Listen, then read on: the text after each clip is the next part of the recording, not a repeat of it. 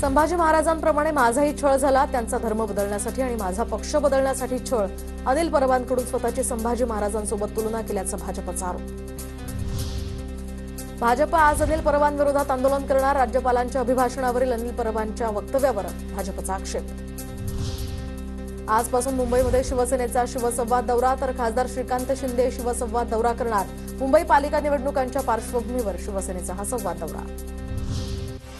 मनसुख हिरेन हत्या आणि अँटिलिया स्फोटक प्रकरणी बडतर्फ पोलीस अधिकारी सचिन वाझेची सुटका नाहीच। कारागृहातून सुटका करण्याची मागणी हायकोर्टानं फेटाळली।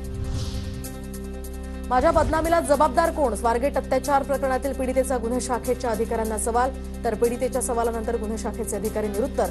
गुन्हे शाखेच्या अधिकाऱ्यांकडून या प्रकरणाचा तपास।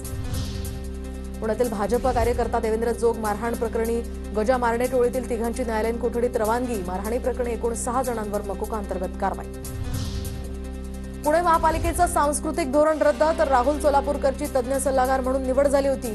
सोलापूरकरच्या निवडीमुळे पुणे पालिका प्रशासनावर टीकेची झोड होती। स्थायी समितीच्या बैठकीत सांस्कृतिक धोरण रद्दचा निर्णय। उदयनराजेंची आज सकाळी 11 वाजता पत्रकार परिषद, तर प्रशांत कोरटकर, सोलापूरकर आणि अबू आझमींच्या वक्तव्यानंतर उदयनराजे आज माध्यमांशी संवाद साधणार। विशाळगडावरील बेकायदेशीर बांधकाम तोडण्यास हायकोर्टाकडून तात्पुरती स्थगिती, तर 30 दिवसात बांधकाम हटवा अन्यथा कारवाईच्या इशाऱ्याची नोटीस। हायकोर्टाकडून नोटीशीला तात्पुरती स्थगिती।